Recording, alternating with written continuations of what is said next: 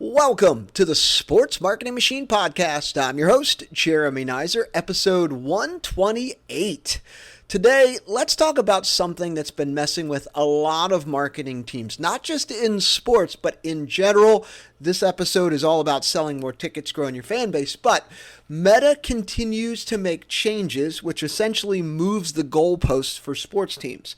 Targeting has gotten weaker. New ad placements have plopped up in places most teams aren't even using yet. And Meta has rolled out a huge new AI system called Andromeda that decides which ads win. So if you've been running ads the same way you used to last season and consistently doing the same thing that you've been doing year after year, chances are you're wasting money. Here's the good news now.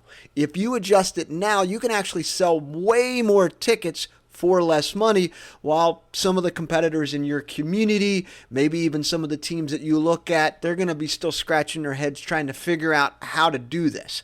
So today I'm going to break down 3 big changes with Meta that affect your ads and, more importantly, how you can stay ahead of the curve. Let's go.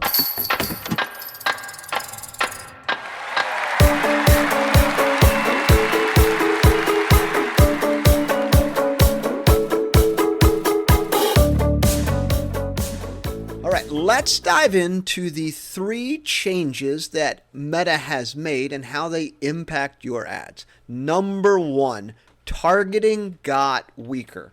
So targeting got weaker. Meta removed a lot of those interest categories and targeting exclusions. So you really can't zero in on basketball fans but not Laker fans anymore. Or I want Target fans and people who don't go to Walmart. You don't really have those options. They're consistently removing more and more targeting options and category options that we used to have an abundance of. I remember when I was running ads, I would target the other team in our community and say, hey, I want to show my ad in front of their fans to see if I can sell some tickets to my games because, well, if you're a sports fan and you go to that team, I want to show ads to you. Maybe you'll come to my game, right? So a lot of those interest categories and targeting options are going away.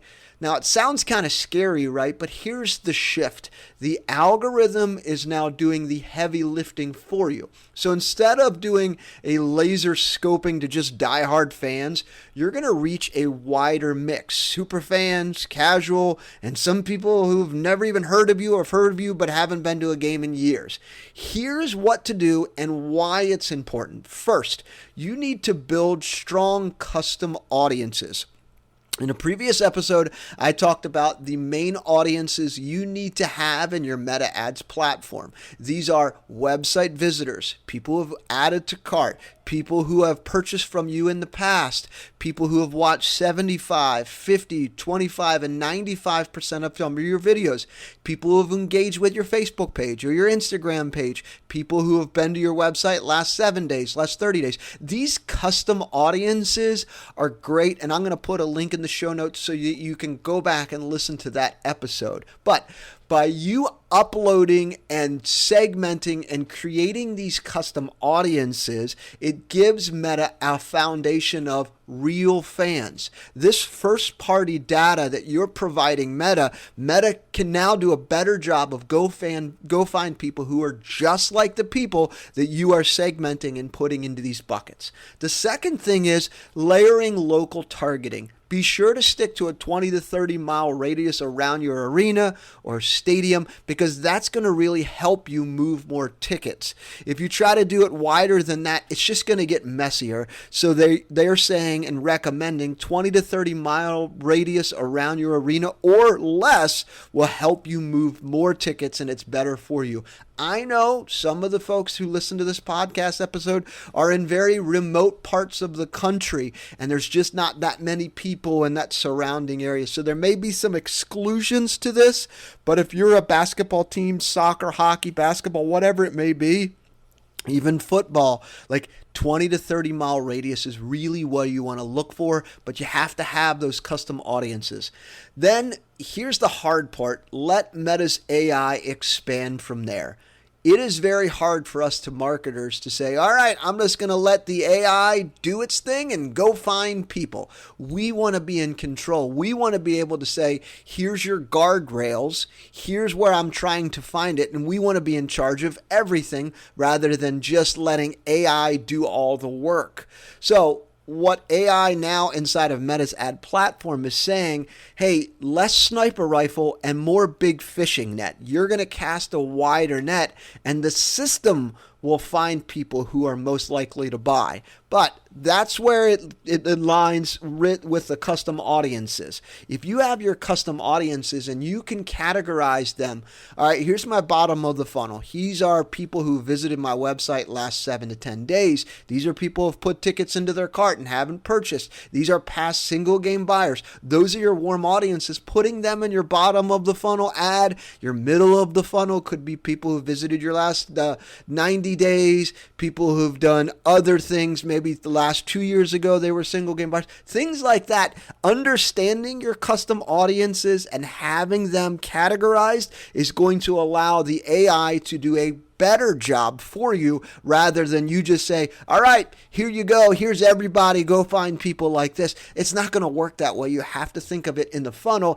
to give AI the guardrails, those bumpers like you're going bowling, the bumpers there so that they stay within a specific path to find people. So an example here would be, instead of trying to slice and dice youth soccer parents versus casual sports moms, you just start with family ticket buyers from last year, add in your stadium radius or arena, and let the algorithm go find more people who are just like them. They will find people, but you got to give them a starting point. Otherwise, the AI is just going to go crazy and find a bunch of random people, and you're going to get a lot of tire kickers to your website of people who aren't going to buy it. So the AI is marvelous, but you have to give it guardrails, which is creating those custom audiences. So they're taking away targeting, but you also have the emphasis of creating your custom audiences. And I'll put a link in the show notes to tell you exactly what those are. Next big change. New places to advertise, Threads and WhatsApp. So a lot of teams have tried Threads, but haven't really dipped their or dived headfirst into creating threads and doing more on that platform like you would a TikTok or Instagram or even Facebook. So these new places to advertise are great, but Meta isn't just Facebook and Instagram anymore. You can now have your ads on Threads, which is Meta's version of Twitter, or WhatsApp, which I don't know a lot of teams that are doing WhatsApp or a lot of people who are even using WhatsApp, but it's available there. So why does all this matter? Because your fans don't just hang out one place. They're scrolling Threads maybe at lunchtime. And if they're using WhatsApp, maybe they're checking it out before they're going home for the day at work or going to a game or what have you. So this gives you more opportunities to get in front of them. So you're going to be showing up on Threads, you're going to be showing up on Instagram, you're going to be showing up on Facebook, you're showing up in the places in the ecosystem that Meta has, which allows you to create more impressions and more opportunities to show up in a lot of different areas and influence the opportunity for you to be able to sell more tickets. So here's how I would use it if I was in your shoes. On Threads, lean into the kind of the hype in the community side. Think about Threads like Twitter. You're not going to go all in and create a whole lot of content and similar content that you would do on Instagram. You would share some of it, but not all of it on Threads. So quick clips, some memes, game day countdowns. It should feel like you're part of a conversation more than anything else. And then if you are using WhatsApp, if not, totally fine too, but just kind of very direct. Hey, we still got tickets for tonight's game. Tap here to grab yours. You do have the ability inside of Meta Ads to change your ads for specific platforms, and I would strongly encourage you to do that. So imagine this. If you are a hockey team and you're promoting some sort of big game, maybe it's a rivalry night or a giveaway, whatever it is, right? It's midweek. You're going to be running Threads ads with highlights and kind of talking about the giveaway or that rivalry or whatever the promotion is. Then on Saturday morning, boom, you're sending a WhatsApp ad that says, hey, we've got 300 tickets for tonight. Something like that you could do. If you don't even want to do WhatsApp because you're confused and you don't even know what the hell it is, like totally fine too. But thinking through how users use these different platforms is going to make it easier for you to make ads. The biggest takeaway, though, your ads aren't stuck in Facebook or Instagram anymore. They're following your fans in the different other apps that they're using. Specifically, if they're using Threads, they're going to be on Instagram, they're going to be on Facebook, and it just depends on how they're using it and maybe their WhatsApp or not. Before I get to the third change here, I want to kind of point out something here that this is going to change how you think about Meta and maybe how you create content. Meta's endgame has changed. Before we jump to the hugest, biggest change here, which is number 3, let's pause for a second, kind of zoom out a little bit. Here's the question that nobody's actually saying or asking. What is Meta's actual goal? If you think about it, what is Meta's actual goal? It is no longer to be the biggest social network anymore. That ship has sailed several years ago. Meta's endgame is to be the world's most powerful AI-driven ad engine. If you look at all of your ads that you're placing inside of Meta, they're giving you 20 different options to make tweaks, adjustments. If it's a static graphic image, they're asking you, do you want to add sound to it? Do you want to add this? They're doing all of these things within their Meta Ads platform to really help you sell more X, whatever it is, get more people to your games, sell more merchandise, whatever it is, right? Meta's endgame is not to be the biggest social media in the world. It's to be the most powerful AI-driven ad engine. That's how they make money. Think about it. They're pouring billions, literally billions of dollars into AI data centers. They don't care if you target basketball fans, but not Lakers fans. What they care about is, do we have enough creative to test, learn, and match the right message to the right human? I'm going to say that again. What Meta cares about is, do we have enough creative? Do we have enough videos and carousel ads and graphic images to test and learn to match the right message to the right human to hit the right objective? So this is a massive shift in automation. Meta's full-on push is into AI. So how should you think about this? Because if you're thinking about it from Meta's perspective, they're all about this ad engine, and it's all about AI and driven AI and how that's going to drive revenue for organizations and teams and businesses and what have you, right? Number 1, stop thinking about placement first. It's not, I'll put my ad on Facebook and Instagram and I'll feed Meta a variety of content and we'll figure out where to place it, right? So stop thinking about placement first. It's all about, I'm going to give Meta a variety of different content and we'll let AI from Meta figure out where the best place is that will hit on my objectives. The second thing is, you need to stop thinking about targeting first. Stacking exclusions and finding niches are gone. It's all about broad inputs and smart outputs. Now, that doesn't necessarily mean you don't give it guardrails, but you have to be very specific initially, give it the foundation, and let it build from there and let it go out and find people. But you have to give it a starting point, which is where custom audiences come on. So it's all about broad inputs and smart outputs. And the third thing about how you should think about this is creative first. Your creative is your targeting. A dunking highlight or a touchdown highlight or a great save or a great play during a game highlights. This is going to find the hoops fan or the basketball fan or the football or soccer, whatever it is, right? So a great highlight is going to find the right fan. A testimonial from a family finds family buyers. The creative will signal the algorithm. That the algorithm is all about, how do I match the right creative to the right person, right? So providing the platform with a lot of different creatives, it's going to go find the right people. So Meta isn't a social network anymore. the social network with ads anymore. It's an ad engine, and social feeds are just the fuel. And the advertisers that embrace this idea, this shift, will get cheaper ads placed in a lot of different places. You're going to sell tickets cheaper, while the ones who are really clinging to the old school targeting will keep paying more and more and getting less and less. So think about it that way. Meta isn't a social ad network.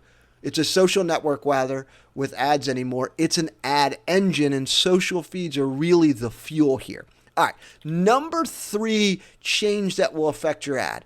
I just wanted to make sure I share that last part about kind of how Meta's endgame has changed and how you should be thinking about it, right? Number 3, creative is now king thanks to Andromeda.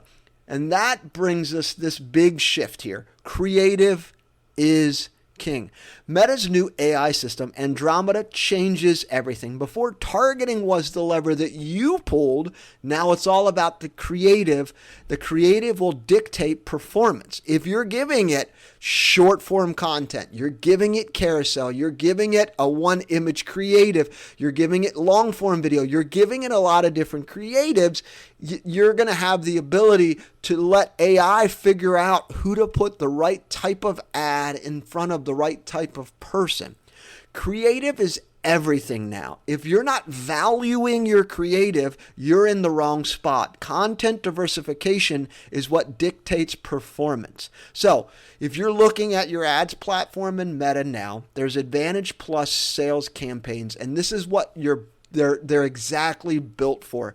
You can drop in one ad set. So you create your campaign, you've got an ad set, you can drop in 5 different types of creatives into one ad set, and the algorithm will test them, scale the winners while quietly retiring the losers. So what does that mean for your sports? The days of you just posting a graphic, one static image and running it are over.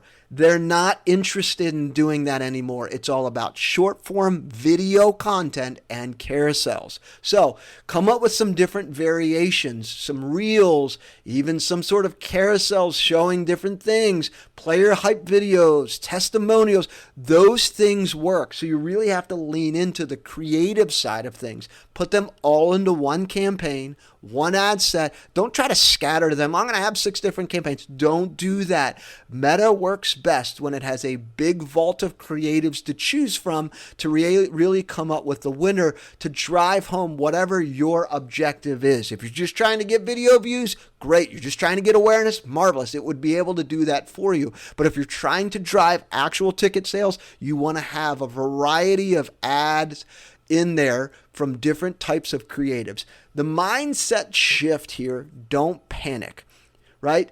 There's one advertiser that I heard in another podcast called this the fishbone effect. Creative fans out across top, middle, and bottom funnel. Some ads look like duds at first, but they're actually fueling wins in other places. So thinking about that as you're starting to put them in there, while they may look like duds in one account, they're actually helping fuel wins in other places. So if you start running ads and you start seeing, well, this one's kind of getting diminished because they're cheaper over here where we need it to be really great over here, right? Like, because of the consolidated spend in one ad campaign loaded with a bunch of creatives, the algorithm's going to sort out who to show it to, right? Here's the other thing.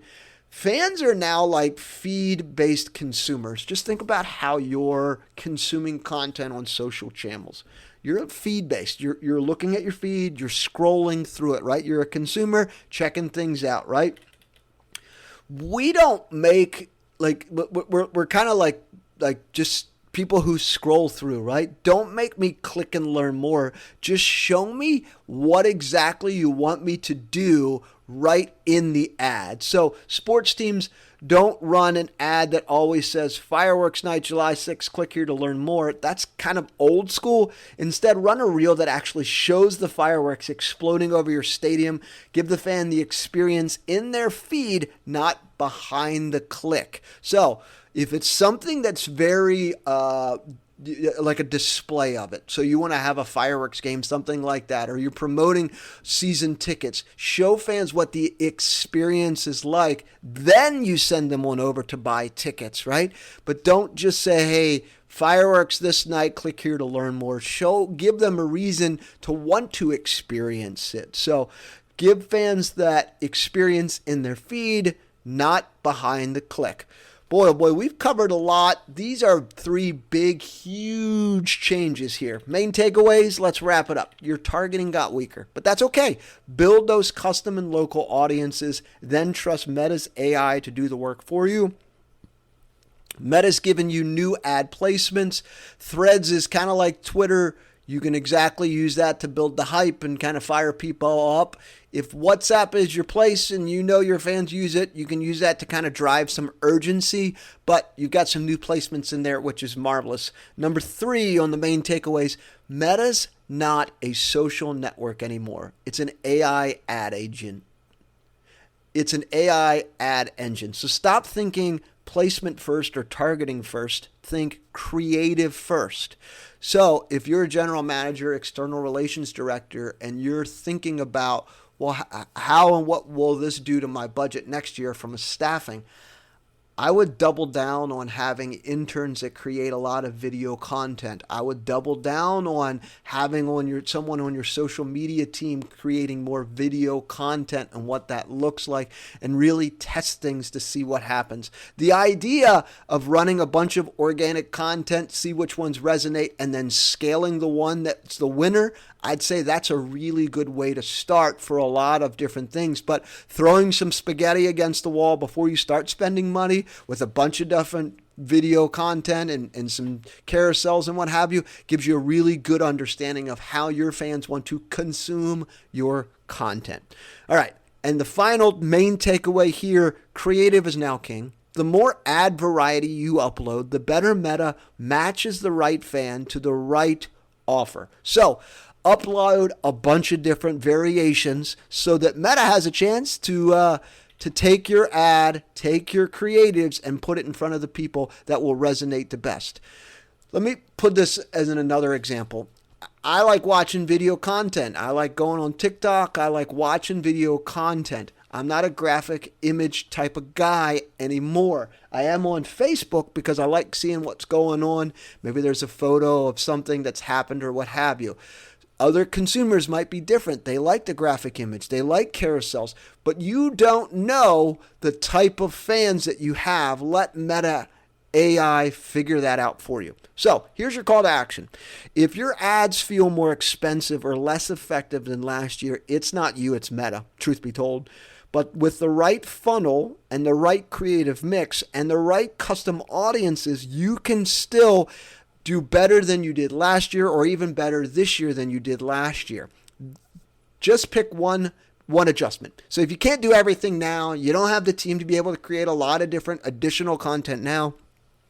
So I would upload fresh custom audiences. I got a link in the show notes of a few different episodes that will help you create custom audiences and why you would have those. Add Threads placement on your next campaign. That's a nice, great opportunity for you. Threads is a platform. You can actually see what happens on that platform. Or the other thing too, batch create some new creative pieces and then feed them in Andromeda and see what happens. Let's just see how the AI takes that information and provides it in the ad platform to your fans. So if today's episode helped you, be sure to share it with a teammate or someone in your sphere and your friend zone that is working on ads, trying to sell more tickets to their games.